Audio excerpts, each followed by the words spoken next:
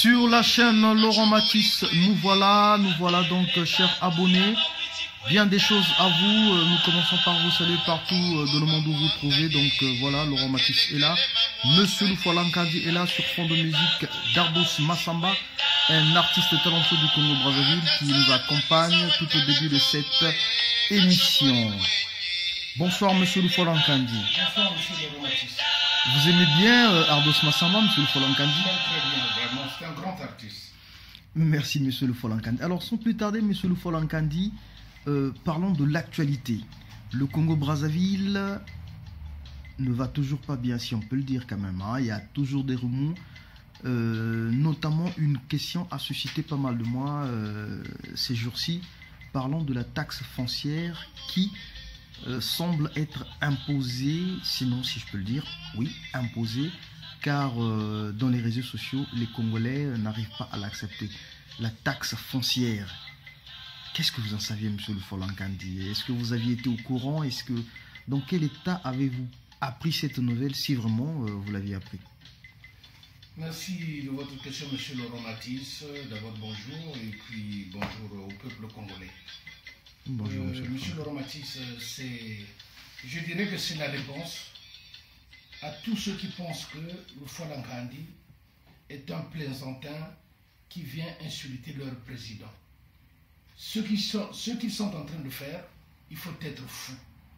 À qui ils ont donné du travail? Vous vous rendez compte, Monsieur Laurent Matisse, les salaires dans ce pays-là, des fonctionnaires tombent à compte-gouttes. Les universitaires ne sont pas payés. Les gens de la santé ne sont pas payés. Les retraites ne sont pas payées. Les étudiants ne sont pas payés. Les cheminots ne sont pas payés. Le chemin de fer ne fonctionne pas. Et toutes les sociétés ont fermé. Et ils demandent à ces gens-là de payer des impôts fonciers, ils appellent ça. Mais il faut être malade. Vous vous rendez compte, Monsieur Laurent Matisse, les gens se réveillent le matin, ils ne savent même pas ce qu'ils vont manger. Ils ne savent même pas comment ils vont faire pour se déplacer, pour se rendre à leur service pour ceux qui travaillent. Mais on va faire. Mais je sais que ceux qui sont en train de faire, comme je me répète souvent sur cette question-là, Sassou Nguesso, je vous l'ai toujours dit, il fait sciemment. Il a envie de tuer le peuple congolais, Monsieur Laurent Matisse. Il a envie de tuer le peuple congolais. Mais les fous, ce sont eux qui sont fous. Moi, je suis normal. Je ne peux pas accepter, les gens n'ont pas à manger, les gens ne perçoivent pas leur retraite, leur salaire, et les gens meurent comme des lapins, et le lendemain, vous vous réveillez, vous créez un impôt qu'il faut payer tel ou tel impôt. Mais ces gens-là, ces ministres-là, et ces députés, des grands noms qu'on connaît, ces sénateurs, mais ils ont des maisons ici en France. Mais quand ils arrivent ici, ils laissent leurs papiers aux gens. C'est des gens qui travaillent sur leurs papiers, avec leurs papiers, et ce qu'ils perçoivent, ils payent les impôts. Mais combien de fois ceux qui sont au pays, qui ne perçoivent même pas leur salaire, on leur demande de payer les impôts? C'est de la folie, Monsieur Laurent Matisse. De toutes les façons, pour moi, c'est un gouvernement aux abois, un gouvernement illégitime, une présidence illégitime qui commence à faire de n'importe quoi parce qu'ils vont vers la fin pour régler le problème du Congo-Brazzaville. S'ils ne veulent pas que ça finisse mal dans les rues, qu'il y ait une guerre civile, je demande, je l'ai souvent écrit, je demande qu'il y ait une conférence nationale souveraine bis le plus rapidement possible pour que le Congo puisse commencer à voir un peu clair. Sinon, ça ne va pas. Voilà ce que je pouvais dire à cet impôt-là de Mabiala. Je ne voudrais pas, j'ai déjà parlé de Mabiala, ce qu'il est. Donc après les gens vont dire, oh, pour dire des choses comme ça, il faut être fou. Ce sont eux qui sont fous. Voilà, Monsieur Laurent Matisse, la réponse à votre question. Merci, Monsieur Loufoualankandi, cher abonné. Je crois que vous aviez également avec moi suivi la réponse de Monsieur Loufoualankandi. Alors, Monsieur Loufoualankandi, vous aviez évoqué la question des salaires impayés des Congolais, de la misère des Congolais, Moi, j'allais vous poser une question, M. Lufolankandi. Et si cela, c'est-à-dire que cette question sur la taxe foncière n'était qu'une conséquence qui émane de la politique d'ajustement structurel du FMI imposé au gouvernement congolais pour rehausser la pente de l'économie, M. Lufolankandi. Monsieur Laurent Matisse, c'est de la folie que le FMI puisse demander au gouvernement illégitime congolais d'agir dans ce sens. Ils savent bien dès le départ que ce gouvernement-là, ce président d'abord, est illégitime. Le gouvernement est illégitime. Et ils savent bien, le problème congolais est politique. Vraiment politique. Et ils voient bien ce qui se passe dans notre pays. Quand un gouvernement n'arrive pas à payer correctement ses fonctionnaires et tous les autres travailleurs dont j'ai cité les noms, et que le FMI puisse encore demander, moi je dirais peut-être, je demanderai au FMI de faire un effort, d'insister sur Denis Sassou Nguesso, sur le tyran du Congo, qu'on puisse organiser une conférence pour tout reprendre à zéro. Parce que tel que nous sommes partis, Sassou Nguesso est en train de diriger ce pays-là debout. Et ça va être une catastrophe dans les jours à venir. Ça va être de plus en plus dur. On ne peut pas demander à un pays d'agir dans ce sens quand ils savent que rien ne peut marcher. Toutes les sociétés pétrolières au Congo, à Pointe-Noire, ont fermé. Les gens ne travaillent plus. Au Congo-Brazzaville, le FMI est au courant, ce qui se passe. Alors, il demande à ce gouvernement de payer tel ou tel impôt, mais il faut reprendre les choses à zéro, monsieur Laurent Matisse. Oui, monsieur le rien ne peut marcher. La situation du Congo-Brazzaville est politique, je vous le dis. Ce n'était qu'une suggestion de ma part. J'ai bien dit, et si cela... Oui, j'ai bien compris votre question. Merci, monsieur Lufolankandi. Alors, concernant la crise, monsieur Lufolankandi, la crise au Congo-Brazzaville, les choses ont évolué Mais la crise entraîne un grand danger, ce qu'on appelle l'insécurité au Congo-Brazzaville. Les gens meurent n'importe comment, les gens, ce qu'on appelle les bébés noirs, et ceux qui travaillaient ou ceux qui étaient au chômage, qui n'ont plus d'atout, qui ne savent plus quoi faire, ils rentrent dans les maisons des gens, ils les attaquent pour avoir à manger. J'ai un exemple ici d'un certain inspecteur des douanes, un ancien inspecteur de douane, retraité, M. Loko, qui vient d'être attaqué à Pointe-Noire. Ça, c'est un cas, mais il y a d'autres cas. En plein jour, les gens rentrent chez vous, ils vous demandent de l'argent, si vous ne donnez pas, ils vous tuent. Mais ils ont le courage, certaines personnes ou certains politiques ont le courage de parler des élections en 2021. Est-ce qu'ils savent ce qui va se passer dans 3 ou 4 mois? Ça va être encore plus grave. Le Congo est en train de courir un grand danger. J'espère que le FMI est au courant et j'espère que les Français aussi ou les étrangers qui sont au Congo-Brazzaville, ils rendent compte à leurs dirigeants ici à l'étranger, en France, en Belgique, en Italie ou ailleurs. Parce que moi, je ne peux pas comprendre que les Français ou les étrangers qui vivent au Congo-Brazzaville, qui sont au courant de la situation, comment ça se passe actuellement à Brazzaville, se taisent et ne disent rien et attendent seulement que ce jour-là arrive, que ça explose. Mais c'est tout le monde qui va payer, même les étrangers qui sont là-bas, ils vont en pâtir. Hein? Donc, M. Laurent Matisse, c'est l'insécurité qui a commencé à Brazzaville et qui va continuer. Voilà pourquoi, quand le Folankadi parle et quand le Folankadi insulte, qui ne pense pas que le Folankadi vient pour jouer ou pour s'amuser. Non, ce qui est en train de se passer à Brazzaville, on a tué quelqu'un là-bas la nuit par des bébés noirs, un tel a été attaqué là-bas. Ça arrive qu'aux autres. Mais le jour que ça va arriver dans votre famille, dans vos pieds, où vous revenez, on a violé votre maman, ou on a violé votre soeur, on a violé votre petite soeur, c'est là où vous direz que oui, le Folankandi l'avait dit qu'il avait raison. C'est le moment de se lever. C'est le moment de se lever. Et de dire à ceux qui dirigent ce pays-là que le moment est venu de s'asseoir. Il faut le dire, il faut le montrer.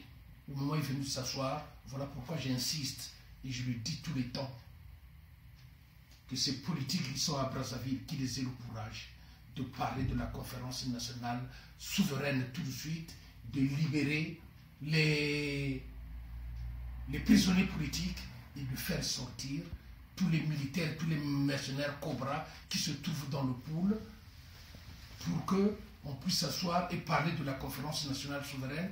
Et je ne voudrais plus voir, parce que ça m'énerve, c'est pour cela que parfois j'écris, j'insulte, mais je sais ce que je fais. Je demande à ces opposants politiques de ne plus faire des conférences de presse pour venir parler de n'importe quoi, parce que les Congolais attendent autre chose. Vous avez été en prison, vous êtes libérés, maintenant faites en sorte de parler des vraies choses pour que les Congolais vous écoutent et pour qu'on aille tous à la conférence nationale souveraine. C'est ce que je demande aux opposants politiques à Brazzaville, s'il y en a. Parce que pour moi, les opposants, pour l'instant, ils ont leur gain, que leur verse Denis Sassou Nguesso, ils leur demandent de ne pas parler de telle chose ou telle chose, mais de parler seulement de ou bien de Denis Sassou Nguesso. Et moi, je demande pour la prochaine fois que ces opposants-là vont faire des conférences de presse qui parlent de la conférence nationale, de la libération des détenus politiques et de faire... Parce que le Congo, le pool, à l'heure où nous parlons, le pool est occupé. Le pool est en pleine occupation par Sassou Nguesso et sa bande. Voilà les choses dont les opposants politiques devraient parler. Ils devraient parler de ça en permanence. Et ils devraient demander que le peuple congolais devrait s'asseoir aux conférences nationales souveraines. Ils devraient en parler tous les temps. Mais qu'ils ne fassent plus des conférences de presse pour venir parler d'eux. Il faut parler des Congolais qui sont en train de mourir. C'est devenu une industrie. Qui sont en train de mourir tous les jours. Problème de santé, problème de maladie, problème de non-paiement de salaire. C'est de ça qu'ils doivent parler. Je ne voudrais plus entendre parler je ne voudrais plus voir un opposant parler des élections en 2021. Il faut être malade. C'est le Folankandi qui insulte Sassou et je sais pourquoi je l'insulte. Et il le sait.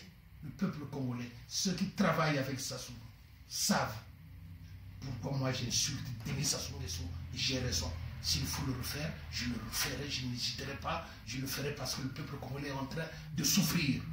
Qu'ils ne disent pas que nous qui sommes ici, on n'est pas au courant de la situation. Parfois certains m'écrivent en me disant, mais le Folankandi vient parler ici. Mais moi en 98, quand j'étais dans la forêt, vous étiez là-bas, vous avez eu le courage de dire ou d'expliquer ce que Sassou a fait en 98.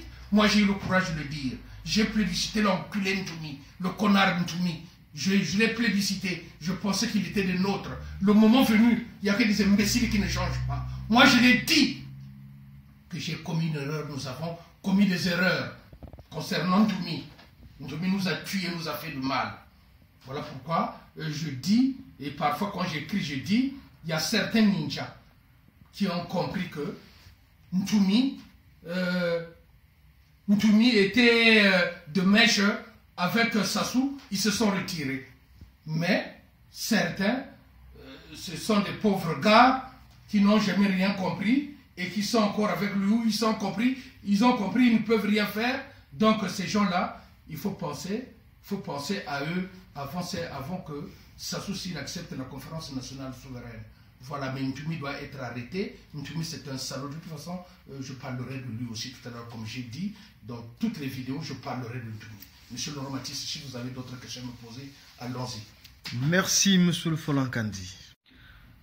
Alors, monsieur le Folankandi, une troisième question. Revenons toujours sur l'actualité de ce qui se dit entre Congolais de bouche à oreille et sur les réseaux sociaux.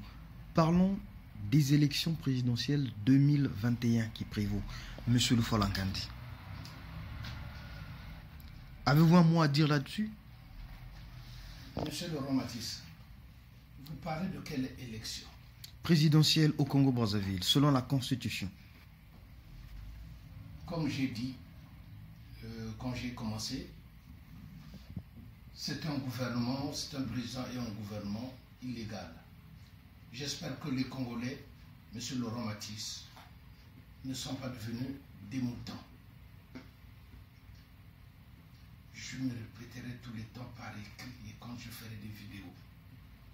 Ce que moi je propose, et pour le bien du peuple congolais, c'est de passer par la conférence nationale souveraine pour ne pas subir le spectre de la RDC où le président a été nommé. Je ne voudrais pas, comme ils le veulent en 2021, que Sassou puisse s'arranger avec les Français pour nommer le fils de Denis Sassou Nguesso président de la République. Alors, moi je voudrais que ça se passe comme en 1992, après la conférence nationale souveraine, puisqu'au moins les Français qui manipulent tout ça, qui manigancent tout ça, puissent bien comprendre que le peuple congolais, le peuple africain, le peuple congolais est mûr. Ils n'accepteront jamais ce qui s'est passé à Kinshasa. Donc, je persiste et je signe sur la conférence nationale souveraine afin de mettre en place les bases qu'il faut pour préparer les élections présidentielles après la transition. Voilà, M. Laurent Matisse, ce que je vous dis. J'espère que tous les Congolais seront d'accord avec moi parce qu'on ne peut pas continuer comme ça. Je le redis, je l'ai dit tout à l'heure, dans 2 mois, 3 mois, 4 mois, il va se passer des choses plus graves au Congo-Brazzaville par l'insécurité, les tueries et tout ce qui s'ensuit. Voilà pourquoi j'insiste sur la conférence nationale souveraine. Je demande aux hommes politiques d'en parler et d'insister sur ça. Et après la transition, et pendant la transition, mettre les bases solides pour l'organisation des vraies élections à venir. Mais maintenant, me parler des élections présidentielles en 2021, c'est de la folie. C'est de la pure folie, M. Laurent Matisse. Qui n'attendent pas seulement que le Fouanankandi vienne pour insulter Sassou Nguesso. Moi, je ne viens pas ici pour faire de la comédie, pour insulter Sassou Nguesso, Moula Mamapou, mais parce que quand ça me montre de tout ce qui se passe dans notre pays, et que les autres hommes politiques qui suivent, qui regardent, qui sont au courant, qui sont sur place, qui regardent ce qui se passe, ne disent rien. Alors moi, le Fouanankandi, ça me monte à la tête et je ne me retiens pas. Je n'ai pas de leçon à recevoir.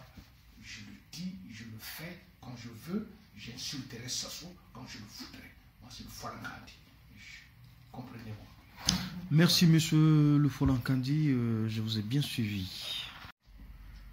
Alors, monsieur le Fouanankandi, bien que vous aviez eu un avis contraire concernant les prochaines élections présidentielles au Congo-Brazzaville, contrairement à cela, sur place au Congo-Brazzaville, les opposants, sinon toute la classe des opposants sur place à Brazzaville, semblent prendre ce problème à bras-le-corps et ont déjà emboîté le pas pour en discuter et prévoir des prérogatives dans les jours à venir. Quant à vous, monsieur le Fouanankandi, que cela vous suscite-t-il? Monsieur Laurent Matisse, je voudrais expliquer quelque chose de ce qui se passe au Congo-Brazzaville concernant tous ces opposants. Je considère ces opposants, vous savez, pendant la Deuxième Guerre mondiale, où Hitler avait ses SS, hein, et ici en France, on avait ce qu'on appelait des collabos. Monsieur Laurent Matisse, vous me suivez? Très bien. Donc, je considère le pool comme un camp de concentration ouvert, donc occupé par Denis Sassou Nguesso et ses collaborateurs. Et je considère les opposants comme des collaborateurs de Sassou Nguesso. Et tout ce qui se passe dans le pool, ils sont au courant Donc ce sont, moi je les appelle des collabos. Vous direz, monsieur le Romatisme, vous direz que monsieur Le Fort, vous allez trop loin. Mais non, pas du tout, pas du tout. Je vous suis, monsieur Le Fort-Lankandi. C'est votre opinion. Ces opposants sont nourris, sont lait par Denis Sassou Nguesso. Il les nourrit, il leur donne ce qu'ils veulent. Ils vivent comment, ces opposants-là?